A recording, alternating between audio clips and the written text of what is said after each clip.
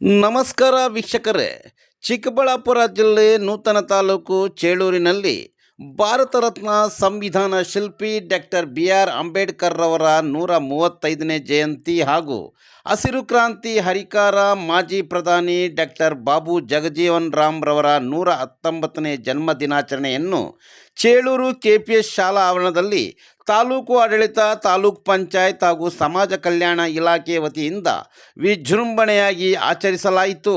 ಕಾರ್ಯಕ್ರಮಕ್ಕೆ ದೀಪ ಬೆಳಗಿಸಿ ಇಬ್ಬರು ಮಹನೀಯರ ಭಾವಚಿತ್ರಗಳಿಗೆ ಪುಷ್ಪಾರ್ಚನೆ ಮಾಡುವ ಮೂಲಕ ಕಾರ್ಯಕ್ರಮಕ್ಕೆ ಚಾಲನೆ ನೀಡಲಾಯಿತು. ಕಾರ್ಯಕ್ರಮದಲ್ಲಿ ರಾಷ್ಟ್ರೀಯ ಹಬ್ಬಗಳ ಆಚರಣಾ ಸಮಿತಿಯ ಅಧ್ಯಕ್ಷರಾದ ಚೇಳೂರು ತಹಸೀಲ್ದಾರ್ ಕುಮಾರಿ BK ಶ್ವೇತಾರವರ ಅಧ್ಯಕ್ಷತೆಯಲ್ಲಿ ನಡೆಯಿತು.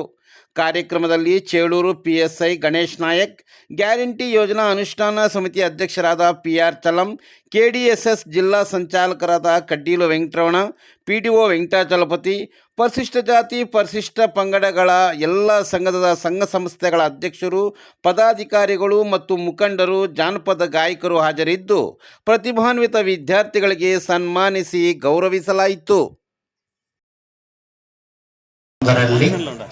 ಮಧ್ಯಪ್ರದೇಶದಲ್ಲಿ ಇಂಡೋರ್ ಜಿಲ್ಲೆಯಲ್ಲಿ ಮಾಹೋ ಎಂಬ ಕುಗ್ರಾಮದಲ್ಲಿ ಸಕ್ಪಾಲ್ ಮತ್ತು ಭೀಮಾಬಾಯಿ ಎನ್ನುವ ದಲಿತ ದಂಪತಿಗೆ 14ನೇ ಮಗುವಾಗಿ ಏಪ್ರಿಲ್ 14ರಂದು ಜನಿಸ್ತಾರೆ. 14ನೇ ಮಗು ಊಹಿಸಕ್ಕೂ ಕಷ್ಟ. ಈ ದಿನಗಳಲ್ಲಿ 14ನೇ ಮಗುವಾಗಿ ಏಪ್ರಿಲ್ 14ರಂದು ಹುಟ್ಟುತ್ತಾರೆ.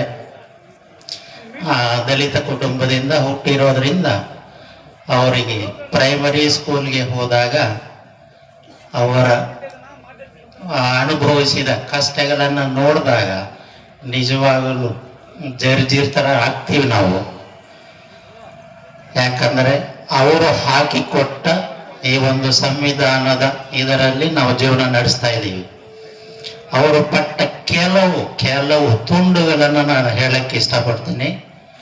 ಅವರಿಗೆ ಏನು ಬಾಬಾ ಸಾಹೇಬ್ ಅಂಬೇಡ್ಕರ್ ಅವರು ದೇಶಕ್ಕೆ ಒಳ್ಳೆ ಕೊಡುಗೆಯನ್ನು ಕೊಟ್ಟಿದ್ದಾರೆ. ಬಾಬಾ ಸಾಹೇಬ್ ಅಂಬೇಡ್ಕರ್ ಮೊದಲು ಇದ್ರು ಈ ದೇಶದಲ್ಲಿ. ಆ ರಾಜರಿಗೆ ಒಂದು ಕಿರೀಟ, ಖಡ್ಗ, ಸೈನ್ಯ ಇತ್ತು. ಆ ಕಾಲದಲ್ಲಿ ರಾಜರ ದರ್ಬಾರೆ.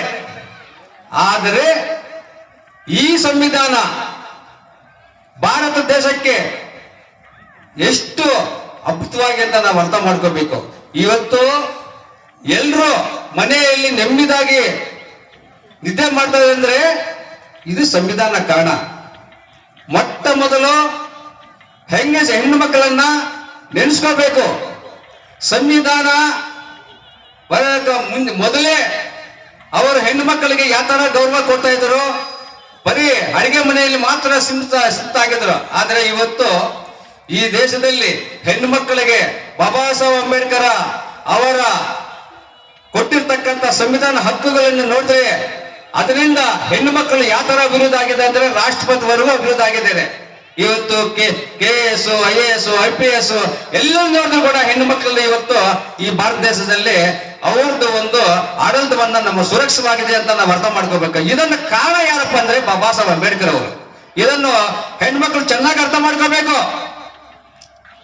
ಇವತ್ತು ಬಾಬಾ ಸಾಹೇಬ್ ಅಂಬೇಡ್ಕರ್ ಅವರು ಸಂವಿಧಾನದಲ್ಲಿ ಮೊದಲು 50 ಎಕರೆ 60 ಎಕರೆ ಜಮೀನು ಮಾತ್ರ ವೋಟ್ ಹಾಕ್ತಾ ಇದ್ರು.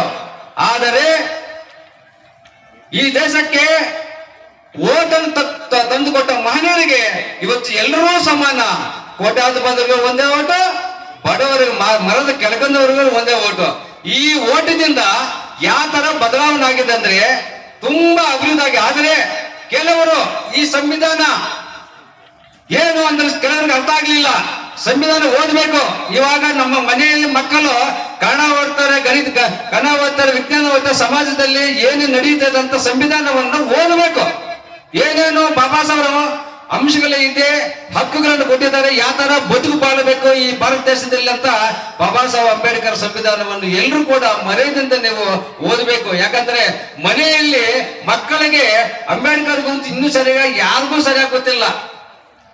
ಬೇಡಪ್ಪ ಅಂಬೇಡ್ಕರ್ ಜಯಂತಿ ಅಂದ್ರೆ ಏನು ವರ್ಷಕ್ಕೋಸ್ಕರ ಮಾಡ್ತಾರೆ ಅಂದ್ರೆ ಅವರು ಅವರು ಮಾಡುವ ಪಾಪ ಕಷ್ಟ ಪಡೆದಿರ್ತಕ್ಕಂಥ ಪರಿಶಿಷ್ಟ ಜಾತಿ ಪರಿಶಿಷ್ಟ ಪಂಗಡದ ಪ್ರತಿಭಾನ್ವಿತ ವಿದ್ಯಾರ್ಥಿಗಳಿಗೆ ಸನ್ಮಾನ ಕಾರ್ಯಕ್ರಮವನ್ನ ನೆರವೇರಿಸಿಕೊಟ್ಟಿರ್ತಕ್ಕಂತಹ ರಾಷ್ಟ್ರೀಯ ಹಬ್ಬಗಳ ಆಚರಣೆ ಸಮಿತಿಯ ರಾಷ್ಟ್ರ ಜಯಂತಿ ಆಚರಣೆ ಸಲುವಾಗಿ ನೀವೆಲ್ಲರೂ ಸೇರಿದ್ದೇವೆ. ತಮ್ಮೆಲ್ಲರಿಗೂ ಮೊದಲನೇದಾಗಿ ಸ್ವಾಗತ ಮತ್ತು ಈ ಜಯಂತಿಯ ಶುಭಾಶಯಗಳು.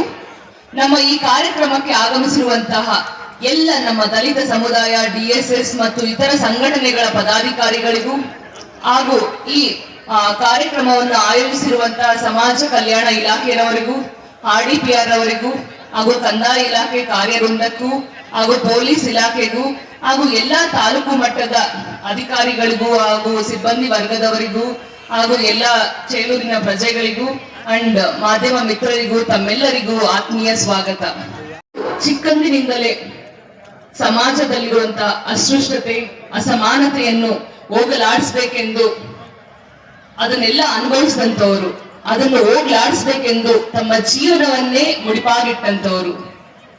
ಸಮಾಜದಲ್ಲಿ ಸಮಾನತೆ ಇರಬೇಕು, ಎಲ್ಲರೂ ಸಮಾನರು, ಎಲ್ಲರಿಗೂ ವಿದ್ಯಾಭ್ಯಾಸದ ಹಕ್ಕುಗಳು ಸಿಗ್ಬೇಕು ಅಂತ ಹೋರಾಡಿದಂಥವರು ನಮ್ಮ ಡಾಕ್ಟರ್ BR ಅಂಬೇಡ್ಕರ್ ಅವರು. ಒಬ್ಬರು ಭಾಷಣದಲ್ಲಿ ಹೇಳ್ತಾರೆ, ಇದರಲ್ಲಿ ಫಲಾನುಭವಿಗಳು ಯಾರು ಅಂತ. ನಾನೇ ಹೇಳಕ್ ಇಷ್ಟಪಡ್ತೇನೆ, ಇದ್ರಲ್ಲಿ ನಾನು ಒಬ್ಬ ಫಲಾನುಭವಿನೇ. ನಮ್ಮ ಡಾಕ್ಟರ್ BR ಅಂಬೇಡ್ಕರ್ ಅವರು ಕೊಟ್ಟಂತ ಸಂವಿಧಾನದಲ್ಲಿ ಎಲ್ಲರಿಗೂ ಹಕ್ಕುಗಳು, ಎಲ್ಲರೂ ಸಮಾನರು ಒಂದು ಹಕ್ಕುಗಳಲ್ಲಿ ಪಡೆದು ಕಷ್ಟಪಟ್ಟು ಓದಿ ಈ ಹುದ್ದೆಗೆ ಬಂದಿರುವಂತ ನಾನು ಈ ಸಭೆಯಲ್ಲಿ ಫಲಾನುಭವಿ ಅಂತ ಹೇಳಲಿಕ್ಕೆ ಇಷ್ಟಪಡ್ತೇನೆ.